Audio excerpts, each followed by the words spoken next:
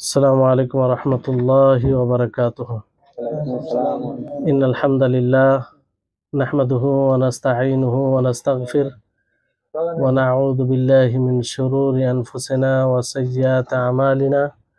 من يهده الله فلا مضل له ومن يضلله فلا هادي له.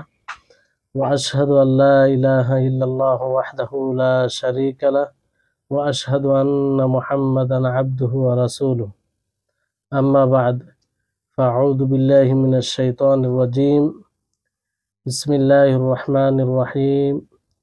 إذا جاء نصر الله والفتح ورأيت الناس يدخلون في دين الله أفواجا فسبح بحمد ربك واستغفر إنه كان توابا. সম্মানিত আজকের ক্লাসে উপস্থিত দিন দরদি ভাই সকল, সর্বপ্রথম সেই মহান করুণাময় আল্লাহ তাবারক ওয়া তাআলার কৃতজ্ঞতা প্রকাশ করি, যিনার তৌফিকে আমরা আজকের ক্লাসে উপস্থিত হতে পেরেছি, তাই আমরা সকলে বলি আলহামদুলিল্লাহ। তারপরে আমাদের শেষ নবী করিম মুহাম্মদ মুস্তাফা সাল্লাল্লাহু আলাইহি ওয়াসাল্লাম, ওনার উপরে অসংখ্য শান্তির ধারা বর্ষিত হোক। আল্লাহুম্মা সাল্লি আলাইহি আল্লাহুম্মা বারিক আলাইহি।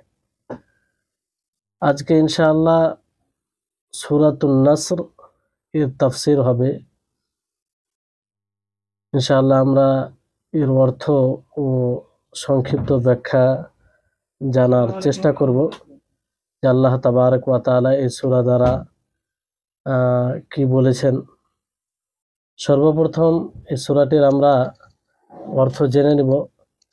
আল্লাহ তাআলা বলেন, ইযা জাআ নাসরুল্লাহি ওয়াল ফাতহ, কি যখন আসবে আল্লাহর সহযোগিতা ও বিজয়। ওয়া রাআইতান নাস ইয়াদখুলুনা ফি দীনিল্লাহি আফওয়াজা, আপনি মানুষকে দেখবেন যে তারা দলে দলে দ্বীনের মধ্যে প্রবেশ করবে কিংবা প্রবেশ করছে। ফাসাব্বিহ বিহামদি রাব্বিকা ওয়াস্তাগফির ইন্নাহু কানা তাওয়াবা, অতঃপর আপনি নিজের প্রতিপালকের হামদ প্রশংসা করেন, তার পবিত্রতা বর্ণনা করেন, হামদ সহ প্রশংসা সহ তা নিজের প্রতিপালকের পবিত্রতা বর্ণনা করেন। ওয়াস্তাগফিরহু, এবং তার নিকটে কি করেন? ইস্তিগফার। ইন্নাহু কানা তাওয়াবা, কারণ তিনি তওবা কবুলকারী, তওবা গ্রহণকারী। এই সূরাটি হচ্ছে নাসর সূরা। নাসর এর অর্থ সহযোগিতা করা। আর এই সূরা হাজ্জাতুল ওয়াদা, নবী করিম মুহাম্মদ সাল্লাল্লাহু আলাইহি সাল্লাম যে বিদায় হজে ছিলেন, তখন এই সূরাটি অবতীর্ণ হয় মিনাতে। তো এই হিসাবে এই সূরাটিকে কি বলা যাবে? মাক্কি না মাদানী বলা যাবে? এই হিসাবে এই সূরাটিকে কি বলা যাবে? একজন উত্তর দিয়েছে মাক্কি। আর মাদানী, কেন মাদানী বলা যাবে? হ্যাঁ, মাশাআল্লাহ, এটা মাদানী সূরা।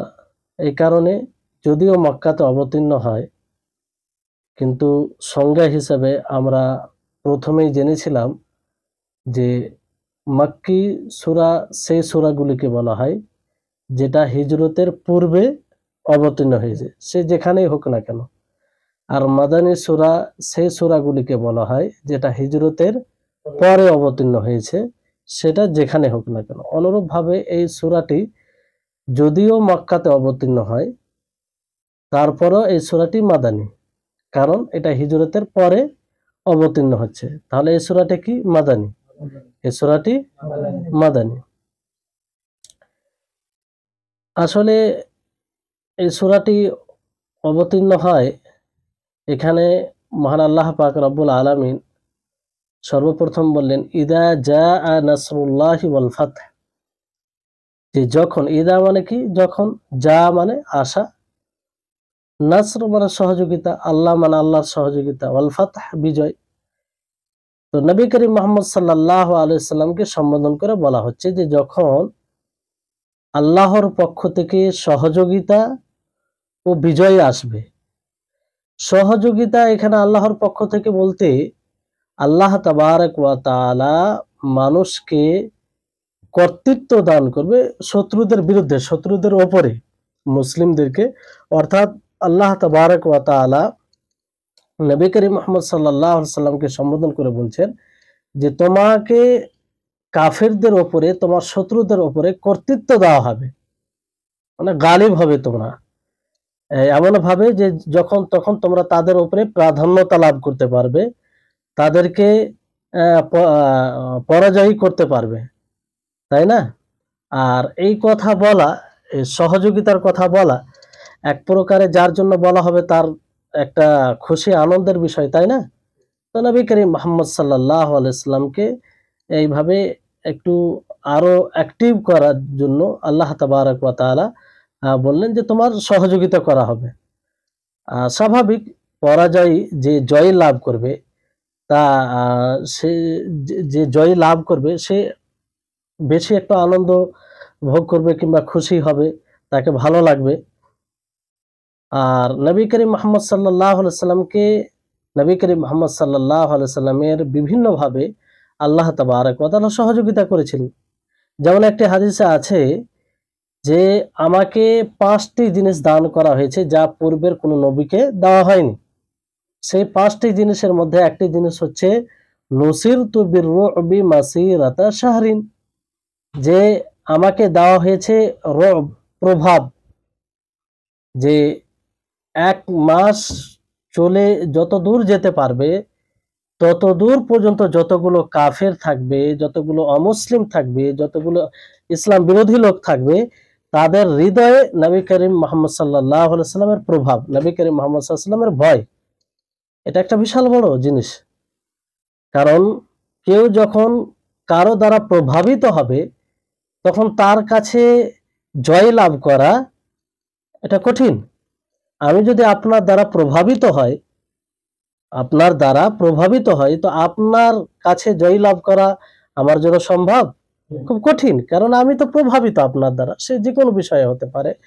এখানে প্রভাবিত বলতে যে নবী করিম মুহাম্মদ সাল্লাল্লাহু আলাইহি সাল্লামকে ভয় কিংবা হৃদয় নবী করিম মুহাম্মদ সাল্লাল্লাহু আলাইহি সাল্লামের ব্যাপারে, নবী সাল্লাল্লাহু আলাইহি সাল্লামের বিষয়ে যখন কোনো কথা আসে তখন নত হয়ে যায়, মানে প্রভাবিত এক কথায়, বুঝতে পারলেন? তো এই বিষয়টি কাকে দেওয়া হয়েছে? নবী করিম মুহাম্মদ সাল্লাল্লাহু আলাইহি সাল্লামকে। তো এটা এক প্রকার বড় সহযোগিতা, বুঝতে পারলেন? যদিও নবী করিম মুহাম্মদ সাল্লাল্লাহু আলাইহি সাল্লামের সাথে সেরকম কিছু ছিল না, যুদ্ধের জন্য না সেরকম আসবাব সামান ছিল সেই জমানায় যেগুলো লাগে, অন্যদের কাছে যে হারে ছিল, যে পরিমাণে ছিল, সে পরিমাণে নবী করিম মুহাম্মদ সাল্লাল্লাহু আলাইহি সাল্লামের নিকটে ছিল না। তা সত্ত্বেও কাফেরেরা ভয় করত, কারণ এই যে এই বিষয়টি তাদের হৃদয়ে আল্লাহ তাবারক ওয়া তাআলা ঢুকিয়ে দিয়েছে যে নবী সাল্লাল্লাহু আলাইহি সাল্লাম দ্বারা প্রভাবিত হওয়া, ভয় খাওয়া, বুঝতে পারলেন? তো এখানে সহযোগিতা মানে এটাই যে আল্লাহ তাবারক ওয়া তাআলা নবী করিম মুহাম্মদ সাল্লাল্লাহু আলাইহি সাল্লামকে প্রাধান্যতা দিবে কাদের উপরে? তার শত্রুদের উপরে। কাদের উপরে? তার শত্রুদের উপরে জয় লাভ, মানে জয় করাবে তাকে। ওয়াল ফাতহ তারই উপরে এটা মানে আতফ করে বলা হয়েছে যে ওয়াল ফাতহ মানে বিজয় দান করবে আল্লাহ তাআলা, বিজয় আসবে। বিজয় বলতে এখানে সাধারণত ফাতহে মক্কাকে বলা হয়েছে, মক্কা বিজয়ের দিকে ইঙ্গিত করা হয়েছে। সকল অধিকাংশ মুফাসসিরিনগণ বলেন, ওলামাগণ এটাই মত দিয়েছেন যে এই ফাতহ থেকে বোঝানো হয়েছে ফাতহে মক্কা, অর্থাৎ মক্কা বিজয়ের যে ঘটনা, মক্কা জয় লাভ করেছিলেন কি করেননি নবী সাল্লাল্লাহু আলাইহি ওয়াসাল্লাম, এটা সকলের বেশিরভাগ ওলামাগণের এটাই মত। অনেকে বলেছেন যে এটা থেকে সুলাহ হুদাইবিয়া, কারণ সুলাহ হুদাইবিয়াতে যে শর্ত হয়েছিল, যে শর্ত, যে জিনিসের উপরে চুক্তিবদ্ধ নবী করিম মুহাম্মদ সাল্লাল্লাহু আলাইহি ওয়াসাল্লাম হয়েছিলেন, এটা যদিও বাহ্যিক হিসাবে মনে হচ্ছিল যে আসলে নবী করিম মুহাম্মদ সাল্লাল্লাহু আলাইহি ওয়াসাল্লাম তাদের কাছে একদম ছোট হয়ে গেলেন, কিংবা সব শর্ত মেনে নিলেন দুর্বলতার কারণে, যদিও এটা মনে হচ্ছিল, কিন্তু আসলে সেটা বিজয়ের লক্ষণ ছিল, জয়ের লক্ষণ ছিল। কারণ সেই যে চুক্তিবদ্ধ হওয়া মানে অনেক অনেক দিক দিয়ে ইসলামের কাজ করা সহজ হয়ে গেছিল। একটা চুক্তিবদ্ধ হওয়া মানে কি, সেই চুক্তি অবলম্বন করে ইসলামের কাজ করো। এর পূর্বে কি ছিল? নিষেধ ছিল, কি ছিল না? তো ওই চুক্তিবদ্ধতে অনেক চুক্তিবদ্ধ কিছু শর্ত এরকম ছিল যেটা হয়তো বাহ্যিক দিক দিয়ে মানে মনে হতো যে এটা মানা উচিত ছিল না। এমনকি সাহাবায়ে কেরাম রিজওয়ানুল্লাহি আলাইহিম আজমাইনদের মধ্যে ওমর ফারুক রাদিয়াল্লাহু তাআলা আনহু তিনি বলে ফেললেন যে আল্লাহ নবী, আপনি নবী, আপনি সম্মানের জায়গায় আছেন, সেখান থেকে আপনি এটাকে কি করে স্বীকার করলেন? এরপরে তিনি আফসোস করেছিলেন, আল্লাহর কাছে ক্ষমা চেয়েছিলেন। এর জন্য তিনি সারা জীবন এটার জন্য আফসোস করেছিলেন। এটা বলা উচিত হয়নি, যেহেতু নবী করিম মুহাম্মদ সাল্লাল্লাহু আলাইহি ওয়াসাল্লাম তিনি যা করবেন সেটা অবশ্যই তার হিকমা, তার অবশ্যই কিছু লাভের দিক রয়েছে। তারপরেও যেহেতু একটা বিবেক দিয়ে তিনি বুঝলেন যে না, এটা মনে হয় মানা উচিত নয়, তো বলে ফেলেছিলেন। তো এর পরেও সেটা মানে মুসলিমদের জন্য ভালো দিক ছিল। সেখানে একটা চুক্তি ছিল, একটা শর্ত ছিল যে যদি কুরাইশদের মানে মুহাম্মদ সাল্লাল্লাহু আলাইহি সাল্লাম অর্থাৎ মুসলিমদের মধ্যে কোনো ব্যক্তি তাদের দলে চলে যায়, তাহলে তাকে ফেরত দেওয়া হবে না। আর যদি কুরাইশদের মধ্যে কোনো ব্যক্তি মুহাম্মদ সাল্লাল্লাহু আলাইহি সাল্লামের দলে চলে যায়, তাহলে তাকে ফেরত দিতে হবে, তাই না? তাহলে এটা চুক্তি আমাদের বিবেক মানবে? মানে ইনসাফপূর্ণ মনে হচ্ছে না? ইনসাফপূর্ণ মনে হচ্ছে? তারপর আল্লাহ নবী সম্মতি দিলেন, আল্লাহ নবী মেনে গেলেন। তো এখানে যাই হোক, আল্লাহ নবী সমস্ত চুক্তিকে মেনে নিলেন। তারপরে ভঙ্গ কারা করেছিল? প্রথমে তারাই ভঙ্গ করেছিল। তারপরে ফাতে মক্কার বিষয় এলো, যে মক্কার যে যুদ্ধ, সেটি বিষয় এলো। তাই হচ্ছে বিষয়, বুঝতে পারলেন? তো এই অধিকাংশ ওলামাদের নিকটে এটাই যে এই থেকে এখানে ফাতে মক্কা অর্থ নেওয়া হয়েছে, কিংবা ফাতে মক্কা বোঝানো হয়েছে, বুঝতে পারলেন? আর এটা বিজয়ী মানে সেই যে মক্কা বিজয় হয়েছে সেটার সাথে খাস তা নয়। মানে বিজয়ী মানে এমন বিজয়ী যে বিজয়ের পরে আর কোনো দল প্রতিষ্ঠিত হতে পারবে না, আর কোনো মানুষ প্রতিষ্ঠিত হতে পারবে না যে ইসলামের সাথে সংঘর্ষ করার ক্ষমতা রাখবে, ইসলামকে মিটিয়ে দেওয়ার ক্ষমতা রাখবে, এমন বিজয়ী তাদের কাছে আসবে। এই জন্য নবী করিম মুহাম্মদ সাল্লাল্লাহু আলাইহি ওয়াসাল্লাম হাদিসের মধ্যে কি বলেছেন? যে মক্কা বিজয়ের পরে কোনো হিজরত নাই।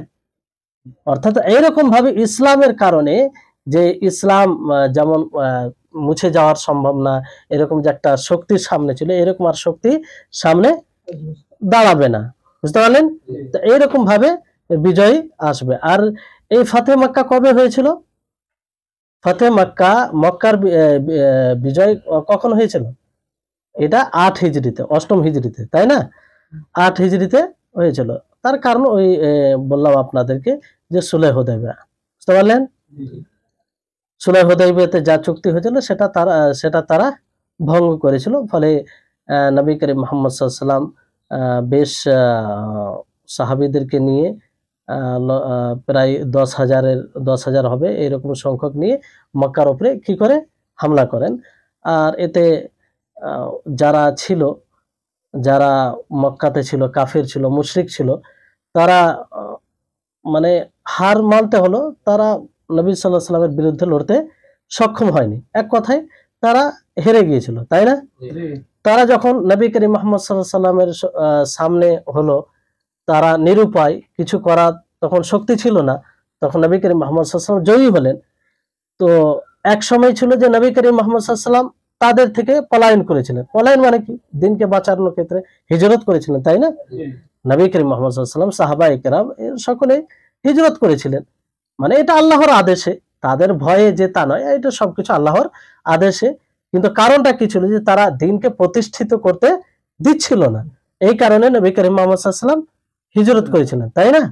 তো তাদের কারণে কিন্তু আজকে এমন সময় মক্কা বিজয়ের দিন যে তারা তাদের নবী করিম মুহাম্মদ সাল্লাল্লাহু আলাইহি ওয়াসাল্লামের সামনে নিরুপায়, অসহায়, কিছু করার শক্তি নেই।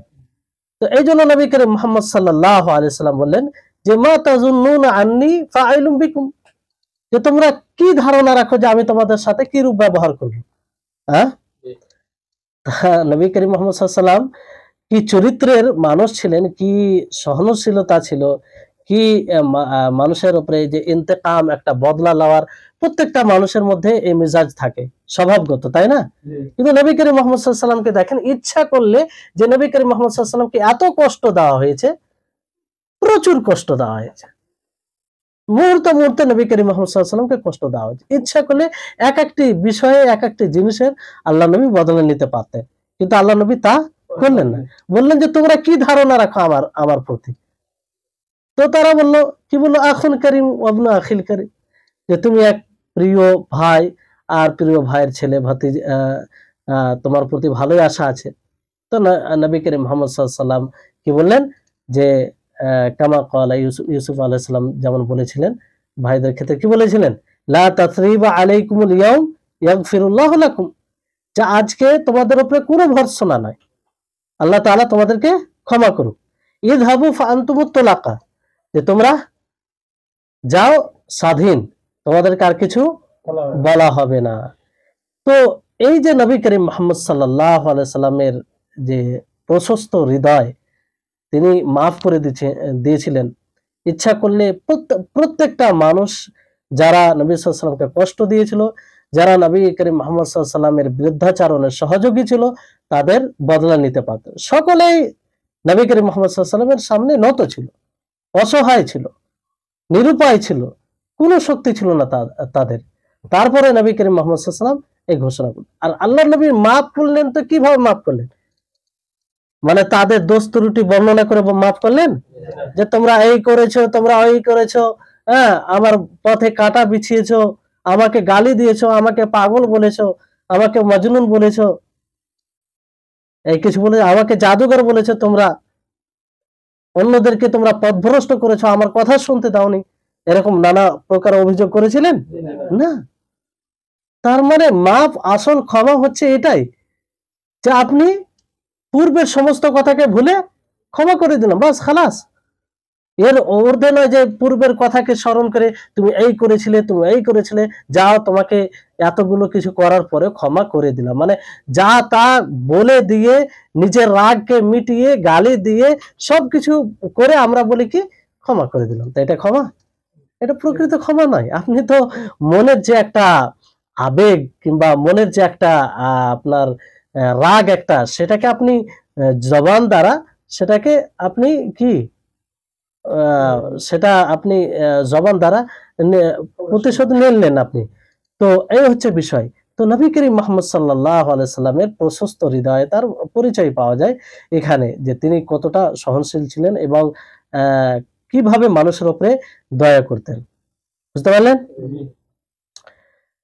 তো এই যখন মহাবিজয় লাভ করেন নবী করিম মুহাম্মদ সাল্লাল্লাহু আলাইহি সাল্লাম, তো এর পরিপ্রেক্ষিতে অন্য একটি সূরা, সূরাতুল ফাতহ, ইন্না ফাতাহনা লাকা ফাতহাম মুবিনা, যে আমি তোমার জন্য সুস্পষ্ট বিজয় দান করেছি। হ্যাঁ, ফাতহান আযীমা, সুস্পষ্ট। কারণ এতে কি হয়েছিল, এই যখন মক্কা জয় লাভ করেন নবী করিম মুহাম্মদ সাল্লাল্লাহু আলাইহি ওয়াসাল্লাম, তো আশেপাশে অনেক লোক এরকম ছিল যারা ইসলামে দীক্ষিত হতে চাচ্ছিল, ইসলামে দীক্ষিত হতে চাচ্ছিল, তাদের ইচ্ছা ছিল যে আমরা ইসলামে দীক্ষিত হয়ে যাই।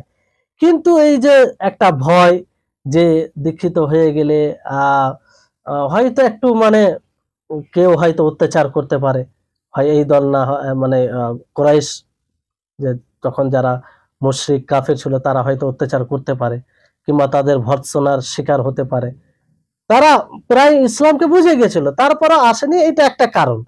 মানে দুর্বল ছিল তারা কি ছিল? দুর্বল ছিল। ওইভাবে তাদের হৃদয়ে ইসলামের জায়গা নিতে পারেনি, তবে ইসলামকে অনেকটাই তারা বুঝে গিয়েছিল। অনেকেই এই আশাই ছিল যে যখন যুদ্ধ শুরু হয়ে গেছে তখন দেখা যাক কে জিতছে, কে জয় লাভ করছে। যদি মোহাম্মদ সাল্লাল্লাহু আলাইহি সাল্লাম জয় লাভ করে তাহলে জানবো যে তিনি সত্য। কারণ যে যে ব্যক্তি একাই দাওয়াত শুরু করেন, যে ব্যক্তির পিছনে কেউ ছিল না, যে ব্যক্তি একাই দাওয়াত দিয়ে এতটা এতটা প্রভাব বিস্তার লাভ করতে পারে, যে ব্যক্তির আহ্বানে এতগুলো লোক এসে দৃঢ়তার সাথে জমে থাকতে পারে এবং মক্কা এত বড় একটা শহরকে জয় লাভ করতে মানে ফাতহ করতে পারে, জয় লাভ করতে পারে, তাহলে সে অবশ্যই সত্য হবে। সে কি হবে? সত্য হবে। তো যখন এই ফাতহ জয় লাভ করলেন নবী করিম মুহাম্মদ সাল্লাল্লাহু আলাইহি সাল্লাম, তখন মানুষ দলে দলে ইসলামে দীক্ষিত হতে আরম্ভ করলো। একে একে নয়, প্রথমে এর পূর্বে কি হতো যে একা একাই গুপ্তভাবে 2 জন 3 জন 4 জন করে মানুষ ইসলাম গ্রহণ করত। তবু গুপ্তভাবে, অনেকে প্রকাশ্যভাবে, তো কিন্তু নানা রকম যন্ত্রণার শাস্তির সম্মুখীন হতে হতো, তাই না? কিন্তু যখন এই বিজয় লাভ করলেন তখন একদম দলে দলে, এলাকা বহুদূর থেকে পুরো দল এসে আল্লাহর নবী করিম মুহাম্মদ সাল্লাল্লাহু আলাইহি সাল্লামের কাছে এসে ইসলামে তারা দীক্ষিত হয়। বুঝতে পারলেন? এইজন্য আল্লাহ তাআলা কি বলেন যে ওয়ারাআইতান নাসা ইয়াদখুলুনা ফি দীনিল্লাহি আফওয়াজা, যে আপনি দেখবেন যে মানুষকে দেখবেন আপনি যে তারা ইসলামে দলে দলে দীক্ষিত হচ্ছে। মানে এখন আর ওই সময় নেই যে একা একা প্রবেশ করবে ইসলামে, দলে দলে তারা প্রবেশ করবে। তাহলে এটা একটা খুশির বিষয় নয় যে যার জন্য লড়াই চলছিল, যে ইসলামের জন্য নিজের বাড়ি ঘর, নিজের জন্মভূমি, নিজের অর্থ, নিজের উপার্জন করা অর্থ সমস্ত কিছু ত্যাগ করে মক্কা ছেড়ে মদিনা যেতে হয়েছিল, সেটার ব্যাপারে আল্লাহ তাআলা কি বলছেন যে ওয়ারাআইতান নাসা ইয়াদখুলুনা ফি দীনিল্লাহি আফওয়াজা, যে আপনি দেখবেন যে মানুষ দলে দলে জমাত হয়ে তারা ইসলামে দীক্ষিত হবে। বুঝতে পারলেন? তাহলে বিভিন্ন জায়গা থেকে দল হিসেবে এসে তারা ইসলামে দীক্ষিত হতো। এই জন্য এই বছরটাকে নবম হিজরিকে কি বলা হতো? আমুল উফুদ বলা হতো। কি বলা হতো? আল আমুল, এটাকে আমুল উফুদ, কারণ বিভিন্ন জায়গা থেকে দল এসে ইসলাম গ্রহণ করত। বুঝতে পারলেন? তো আল্লাহ তাবারক ওয়া তাআলা বললেন যে যখন বিজয় আসবে, এত বড় একটা সফলতা, তাহলে তুমি কি করবে? ফাসাব্বিহ বিহামদি রাব্বিকা ওয়াস্তাগফির, যে আপনি কি করুন, নিজের রবের হামদের সাথে তার তাসবিহ পাঠ করুন, তার পবিত্রতা বর্ণনা করুন, ওয়াস্তাগফির, এবং তার নিকটে ইস্তেগফার করুন, তার নিকটে ইস্তেগফার করুন। মানে এই যে এর পূর্বে যে নেয়ামত আল্লাহ তাআলা বললেন, ইযা জাআ নাসরুল্লাহি ওয়াল ফাতহ ওয়া রাআইতান নাসা ইয়াদখুলুনা ফি দীনিল্লাহি আফওয়াজা, এটা নেয়ামত কি নেয়ামত নয়? যে আপনার সহযোগিতা করা হবে, আপনি আপনার নিকটে বিজয়ী আসবে, জয়ী হবেন আপনি, আর লোক যার জন্য আপনি অক্লান্ত পরিশ্রম করছিলেন যে মানুষ ইসলামে আসুক, ইসলামের আওতায় আসুক, এক আল্লাহর ইবাদত করুক, সেটাই সামনে কি দলে দলে মানুষ ইসলামে দীক্ষিত হবে। তো এটা একটা বিশাল বড় নিয়ামত। অতএব তুমি কি করো? ফাশকুর লিল্লাহ, ফাশকুরুল্লাহ, যে তুমি আল্লাহর প্রশংসা করো, আল্লাহর শুকরিয়া জ্ঞাপন করো। কি করো? আল্লাহর শুকরিয়া জ্ঞাপন করো। কারণ যখনই আমরা কোনো নিয়ামত পাবো তো আল্লাহর শুকরিয়া জ্ঞাপন করতে হবে কি হবে না? হ্যাঁ, তো এই শুকরিয়া জ্ঞাপন কিভাবে হয়? আল্লাহ তাবারক ওয়া তাআলার পবিত্রতা বর্ণনা করা, তার প্রশংসা করা এবং তার নিকটে ইস্তেগফার করা। যেমন আল্লাহ তাবারক ওয়া তাআলা কি বলেন?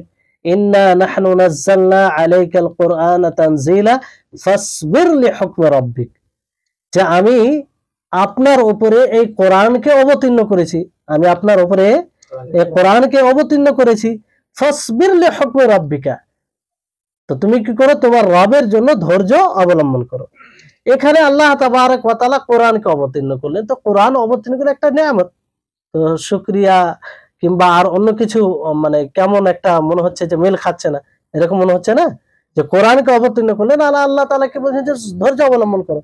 আসলে বিষয়টা যে কোরআনকে অবতীর্ণ করলে তো দায়িত্ব, যে কোরআনে বিধি বিধান আছে, যে কোরআন অনুযায়ী জীবন যাপন নিজে করতে হবে এবং অন্যদেরকে এদিকে আহ্বান করতে হবে।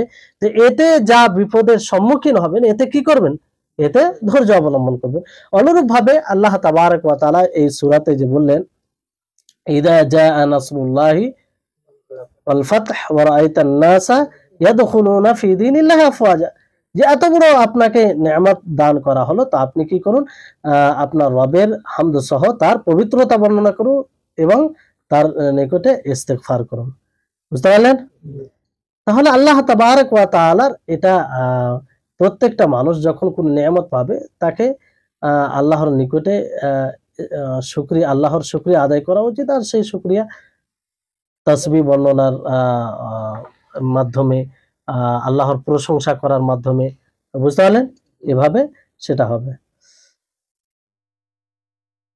তো এখানে আরেকটি বিষয়, যে আসলে এই আয়াত দ্বারা নবী করিম মুহাম্মদ সাল্লাল্লাহু আলাইহি ওয়াসাল্লামের মৃত্যু নিকটে এটা ইঙ্গিত করা হয়েছে।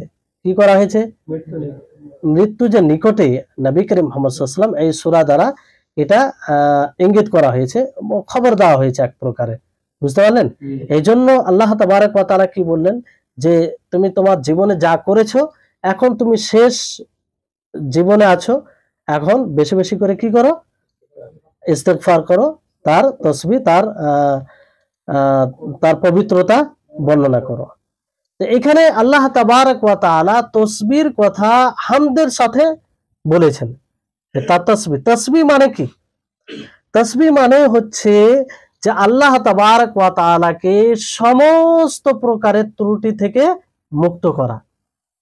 সুবহানাল্লাহ আমরা যখন বলি, আমরা অর্থ অনুধাবন করি না, কিন্তু অর্থ অনুধাবন করলে আমরা বুঝতে পারবো যে আমরা বলি কি সুবহানাল্লাহ দ্বারা। সুবহানাল্লাহ মানে আল্লাহ তাআলা সমস্ত প্রকারের ত্রুটি থেকে মুক্ত, কোনো প্রকারের ত্রুটি নেই। এই কথা বলার মাধ্যমে আমরা স্পষ্ট করি যে আল্লাহ তাবারক ওয়া তাআলা সমস্ত প্রকারের ত্রুটি থেকে মুক্ত, এবং তিনার মাধ্যম হতে তিনি যা হুকুম করেন, তিনি যা বলেন, সেটাও ত্রুটি মুক্ত। সেটাও কি? ত্রুটি মুক্ত। তো আল্লাহ তাবারক ওয়া তাআলা যত জিনিসের আদেশ করেন, সেটা কি? ত্রুটি মুক্ত। যতগুলো জিনিস থেকে নিষেধ করেন, সেটা কি? ত্রুটি মুক্ত। সুবহানাল্লাহ। এটাই বলা হয় যে আল্লাহ তাবারক ওয়া তাআলাকে সমস্ত প্রকারের ত্রুটি থেকে মুক্ত করা হয়। বুঝতে পারলেন? যেটা তার জন্য উপযুক্ত।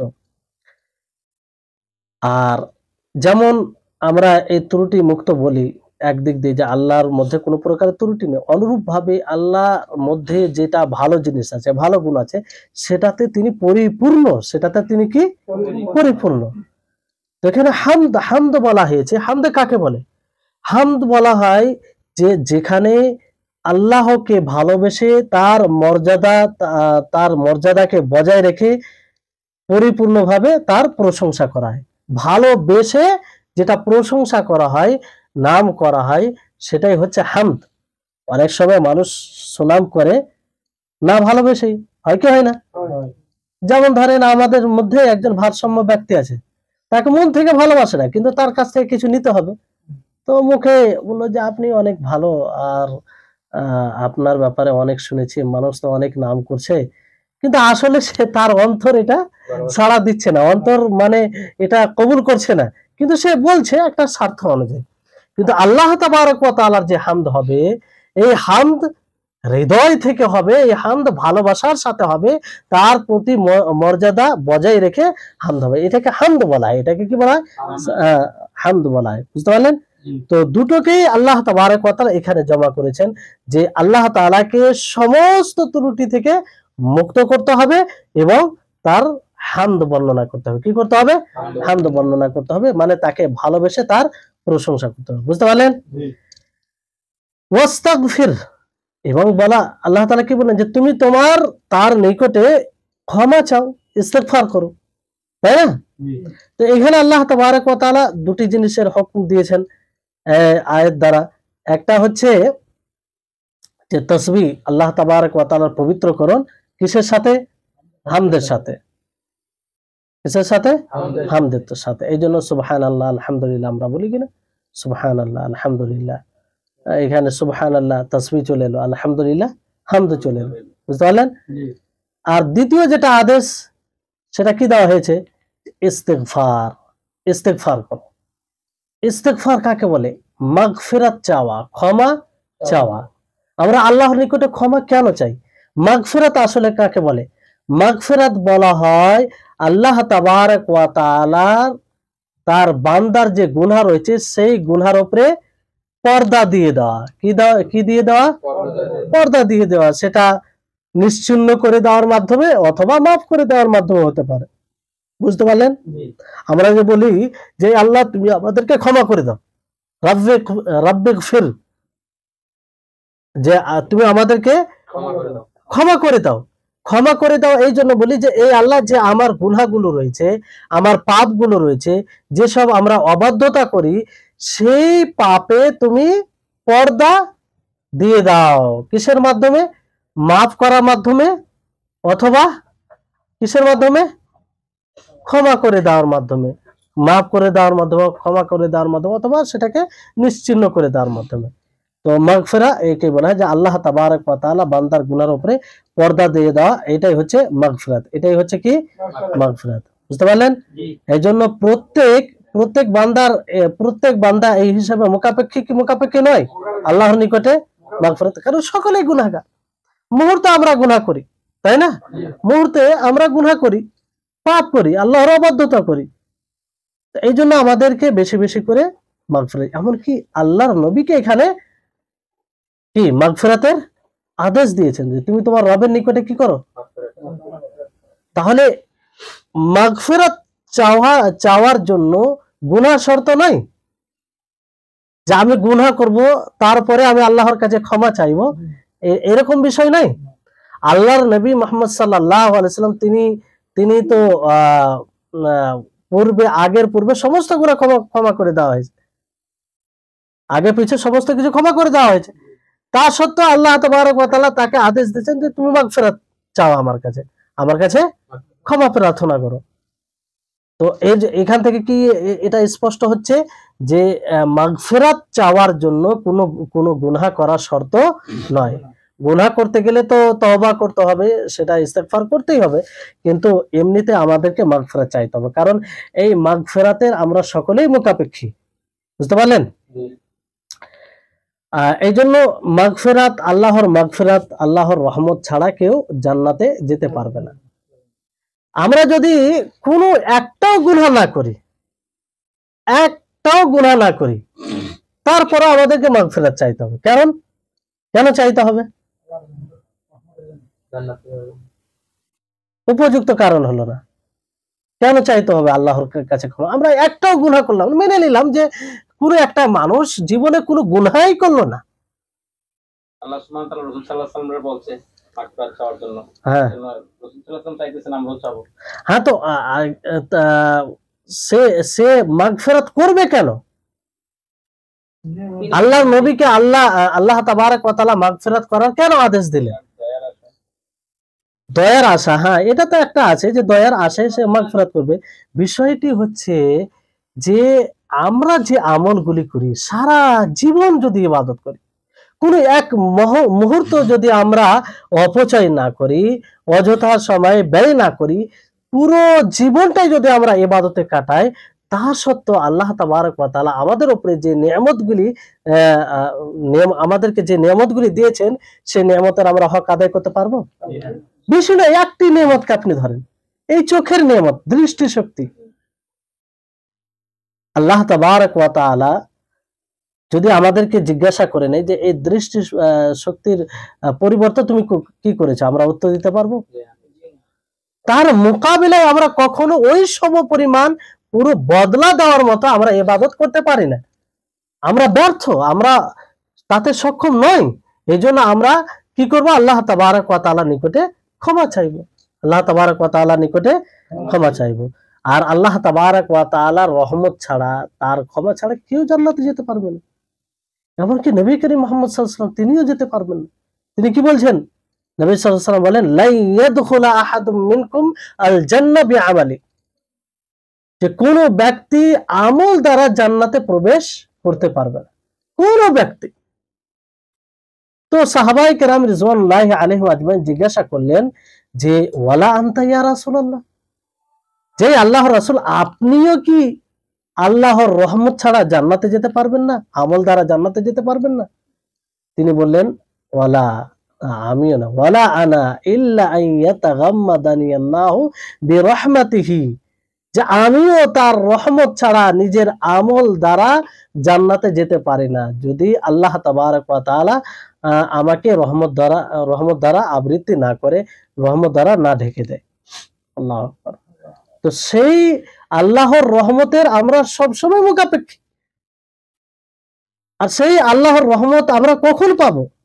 যখন আমরা বারবার তার সাথে আমরা সম্পর্ক রেখে ক্ষমা চাইব, কারণ আমরা তার হক আদায় করতে পারি না। তিনার যেভাবে ইবাদত করা উচিত সেভাবে আমরা ইবাদত করতে পারি না। এই জন্য আমাদেরকে বেশি বেশি নবী করিম মুহাম্মদ সাল্লাল্লাহু আলাইহি সাল্লামের জীবনীকে যদি দেখেন, তিনি কতবার মাগফিরাত করতেন, বারবার তিনি মাগফিরাত, আল্লাহর কাছে ক্ষমা চাইতেন। আজকে তো আমরা গুনাহ করতে ব্যস্ত। যদি 10 বার 100 বার যদি ইস্তেগফার পড়ে নি, তাহলে আমরা বিশাল ভাবে 100 বারে ইস্তেগফার পড়ার সাথে 100 বারে 200 বার আমরা গুনাহ করি। মানে খুব কঠিন অবস্থা আমাদের, মানে বেশিরভাগ সময়টা আমাদের গুনাহতে, অবাধ্যতায় কাটে।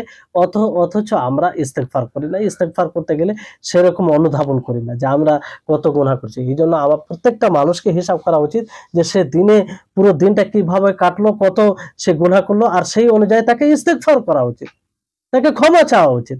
আল্লাহর নবী কিভাবে ইস্তেগফার করতেন, একটি হাদিস আছে যে নবী করিম মুহাম্মদ সাল্লাল্লাহু আলাইহি ওয়াসাল্লাম এতটা ইবাদত করতেন যে তিনার পা ফুলে যেত, কোন হাদিসে যে ফেটে যেত নামাজে, সালাতে, আল্লাহ তাআলার শুকরিয়া আদায় করতে গিয়ে। তো আয়েশা রাদিয়াল্লাহু তাআলা আনহা তিনি বলছেন যে আপনার আগের পূর্বের সমস্ত গুনাহ ক্ষমা করে দেওয়া হয়েছে, আপনি এত কষ্ট কেন করেন, এত ইবাদত কেন করেন, সবগুলো তো ক্ষমা করে দেওয়া হয়েছে। তো তিনি কি বলেছেন, আফালা আকুনু আবদান শাকুরা, আমি কি আল্লাহর শুকরগুজার বান্দা হব না, আমি কি আল্লাহর শুকরিয়া জ্ঞাপন করব না? এত ইবাদত করা, মানে গুনাহ তিনার সবকিছু ক্ষমা করে দেওয়ার পরেও এই অবস্থা। তো আমাদের কি অবস্থা? আল্লাহ আমাদের উপর রহম করুন।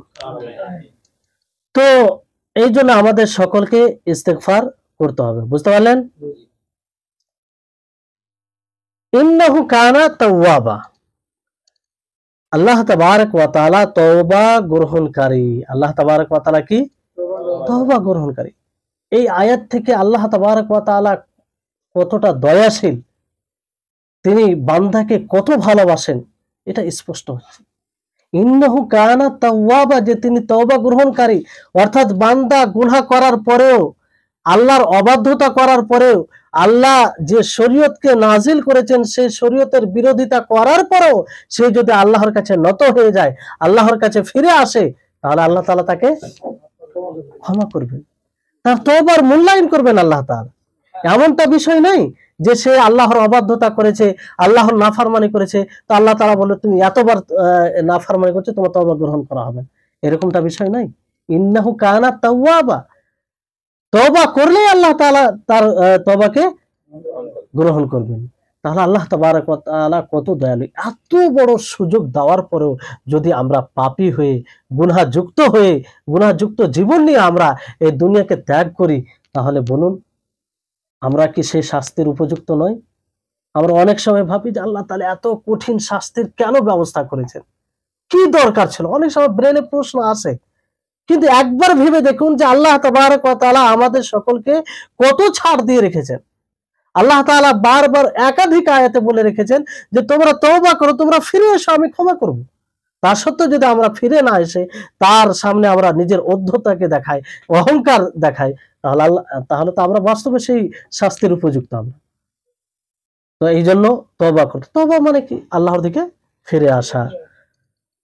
তো এই সূরাতে অনেক কিছু বিষয় রয়েছে, আর এই সূরাতে এমন একটি বিষয় রয়েছে যেটা যাদের মেধা শক্তি রয়েছে, যাদেরকে আল্লাহ তাবারক ওয়া তাআলা বুঝ শক্তি দিয়েছেন, তারাই বুঝতে পারবে। যেমন এই সূরাতে বলা হয়েছে যে মৃত্যুর খবর দেওয়া হয়েছে। ওমর ওমর বিন খাত্তাব রাদিয়াল্লাহু তাআলা আনহু তিনি বলেন যে তিনি আব্দুল্লাহ ইবনে আব্বাসকে নিজের কাছে বসাতেন।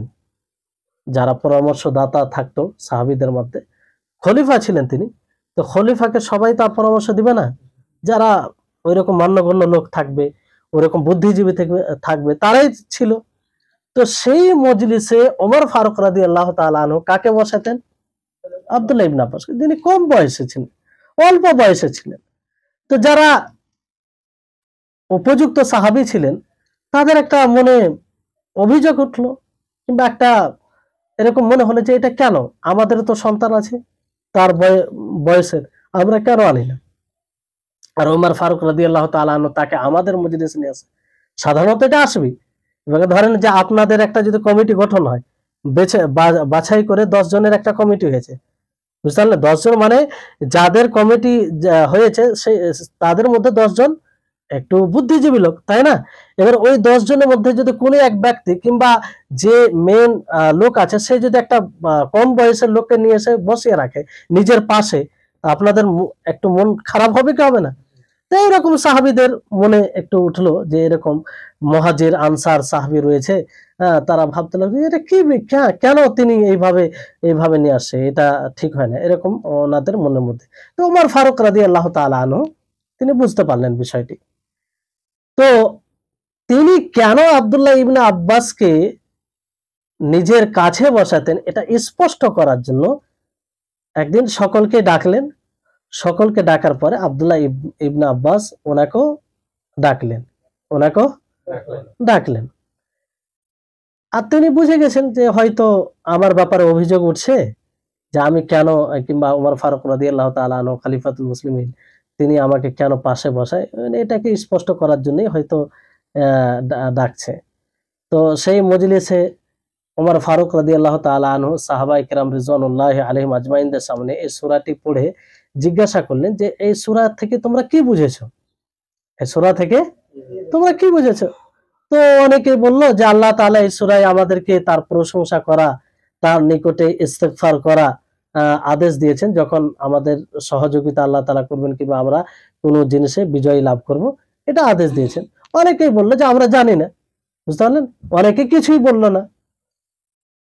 তো ওমর ফারুক রাদিয়াল্লাহু তাআলা আনহু বললেন যে আব্দুল্লাহ ইবনে আব্বাস, তুমি কি এরকমই বলো যেরকম এরা বলছে? সাহাবীগণ, মুহাজির আনসার, বিজ্ঞ সাহাবী যিনারা পরামর্শদাতা হিসাবে সেখানে উপস্থিত থাকতো, তারা যে কথা বলছে সেটাই কি তুমি বলো? তিনি কি বললেন? জি না, আমি সেটা বলছি না। তিনি বললেন যে ইয়া আমিরাল মুমিনিন ওয়া আজালু রাসূলিল্লাহি সাল্লাল্লাহু আলাইহি সাল্লাম, যে আমিরুল মুমিনিন, আসলে এই সূরাটিতে নবী করিম মুহাম্মদ সাল্লাল্লাহু আলাইহি সাল্লামের মৃত্যুর কথা বলা হয়েছে। কিসের কথা বলা হয়েছে? মৃত্যুর কথা বলা হয়েছে। আর আল্লাহ তাবারক ওয়া তাআলা এই সূরার মাধ্যমে এটা জানিয়ে দিয়েছেন, ইদা জাআ নাসরুল্লাহি ওয়াল ফাতহ, এটা তার মৃত্যুর আলামত, মৃত্যুর চিহ্ন, যে আপনি আপনার জীবনে যা কিছু করলেন, এখন বিজয়ের সহযোগিতা আসবে, এখন তুমি তোমার মৃত্যুর নিকটে হয়ে গেছে, তুমি কি করো? আল্লাহর ইস্তেগফার করো, তার হামদ সহ তার ইস্তেগফার করো, এবং তার হামদ সহ তাসবিহ বর্ণনা করো, এবং তার নিকটে ক্ষমা প্রার্থনা করো, ইস্তেগফার করো। তো ওমর রাদিয়াল্লাহু তাআলা আনহু বললেন, ওয়াল্লাহি মা আ'লামু মিনহা ইল্লা মা তা'লাম, যে আল্লাহর কসম খেয়ে বলছি যে আমি এই ছাড়া কিছুই জানি না যা তুমি বললে, যে আমিও এই সূরার তাফসীর এটাই জানি, তাছাড়া আর কিছু জানি না। তাহলে এখান থেকে আব্দুল্লাহ ইবনে আব্বাস রাদিয়াল্লাহু তাআলা আনহুর ফজিলত এটা স্পষ্ট হচ্ছে যে তিনি কতটা জ্ঞানের অধিকারী ছিলেন, মর্যাদা। তাহলে এখান থেকে আরেকটি বিষয়, যে ইলমের মর্যাদা দিতে হবে। ইলমের মর্যাদা দিতে গিয়ে যে ইলমের অধিকারী হবে তার মর্যাদা রাখতে হবে। যেমন ভাবে ওমর ফারুক রাদিয়াল্লাহু তাআলা আনহু আব্দুল্লাহ ইবনে আব্বাস, যে কম বয়সে ছিলেন, পরামর্শদাতা যিনারা বুদ্ধিজীবী ছিলেন, তাদের সামনে না, তাদের সাথে না, নিজের পাশে কাকে বসাতেন? আব্দুল্লাহ ইবনে আব্বাসকে। কিসের কারণে? ইলমের কারণে। কোরআনকে ভালোভাবে বুঝতেন। তা এই হচ্ছে মর্যাদা, বুঝতে পারলেন? আর এই জন্য এর মানে আমাদের সমাজে এটা থাকা উচিত, যারা মেধা শক্তি ভালো, যারা কোরআন হাদিসকে বুঝে, তার সাথে একটা উত্তম ব্যবহার করা উচিত, তাকে উৎসাহ দেওয়া উচিত। এই শিক্ষাও এইখান থেকে পাওয়া যায়, যেমন ভাবে খলিফাতুল মুসলিমিন ওমর ফারুক রাদিয়াল্লাহু তাআলা আনহু করেছিলেন। এটা করা উচিত। যে কোনো জায়গায় যদি এরকম কেউ থাকে যে কোরআন হাদিস বুঝতে পারে অন্যদের তুলনায়, তাহলে তার একটা বিশেষ তার প্রতি একটা বিশেষ নজর থাকা উচিত, তাকে বিশেষ একটা সম্মান দেওয়া উচিত, বুঝতে পারলেন? তো যখন এই সূরাটি অবতীর্ণ হওয়ার পরে নবী করিম মুহাম্মদ সাল্লাল্লাহু আলাইহি ওয়াসাল্লাম শেষ জীবনে অধিকভাবে আল্লাহর কাছে ইস্তেগফার করতে আরম্ভ করলেন। খুব বেশি বেশি করে আল্লাহর নিকটে ইস্তেগফার করতেন। আর শেষ জীবনে বুখারীর হাদিস রয়েছে যে আল্লাহ নবী রুকু সাজদাতে এই দোয়াটি বেশি বেশি করে পাঠ করতেন, সুবহানাকা আল্লাহুম্মা রব্বানা ওয়া বিহামদিকা আল্লাহুম্মা গফিরলি, যে হে আল্লাহ, তুমি পবিত্র, তুমি আমাদের রব, তোমারে হামদ সর্বপ্রকারে, আল্লাহুম্মা গফিরলি, তুমি আমাকে ক্ষমা করে দাও। তারপরে এইভাবে দোয়া করতেন, সুবহানাকা আল্লাহুম্মা রব্বানা ওয়া বিহামদিকা আল্লাহুম্মা গফির লানা যুনুবানা ওয়া ইসরাফানা ফি আমরিনা ওয়া সাব্বিত আকদামানা ওয়ানসুরনা আলাল কওমিল কাফিরিন। তো নবী করিম মুহাম্মদ সাল্লাল্লাহু আলাইহি ওয়াসাল্লাম এইভাবে দোয়া করতেন। এই সূরা থেকে একটা বিষয় যেটা স্পষ্ট হচ্ছে, যে প্রত্যেকটি মানুষকে শেষ জীবনে বেশি বেশি করে ইস্তেগফার করা উচিত, বেশি বেশি করে ইস্তেগফার করা উচিত। স্বাভাবিক ভাবে যে মৃত্যু কার কবে আসবে এটা তো বলা যায় না, কিন্তু যেটা নিয়ম, যে মানুষ যখন বৃদ্ধ বয়সে পৌঁছে যায়, তার মানে কি আর সে বেশি দিন থাকবে না, দুনিয়া ছেড়ে তো যেতেই হবে। মানুষের একটা বয়সের সীমা আছে, যেমন বর্তমান সময়ে 60, 70, 80, 90, 100, 110, 120, তার বেশি তো যায় না। তো যদি কোনো মানুষ 70-এ পৌঁছে যায়, 60-এ পৌঁছে যায়, তো তাকে ইস্তেগফার এগুলোতে বেশি গুরুত্ব দেওয়া উচিত। শেষ জীবনটা যাতে ইস্তেগফার করে আল্লাহর সাথে সে সাক্ষাৎ করে। তো এই ছিল আজকের সূরার সংক্ষিপ্ত তাফসীর। আশা করি আপনারা বুঝতে পেরেছেন এবং এই সূরা থেকে কি শিক্ষণীয় বিষয় সেটাও আপনারা বুঝেছেন। আল্লাহ তাবারক ওয়া তাআলা আমাদের সকলকে যেন আল্লাহ তাবারক ওয়া তাআলার কালামকে বুঝার এবং সেই কালামকে নিজের যে তাতে যা বিধান রয়েছে সেই বিধানগুলি যেন আমরা নিজের জীবনে বাস্তবায়ন করতে পারি, বাস্তবায়ন করার তৌফিক দান করেন। ওয়া আখির দাওয়ানা আলহামদুলিল্লাহি রাব্বিল আলামিন।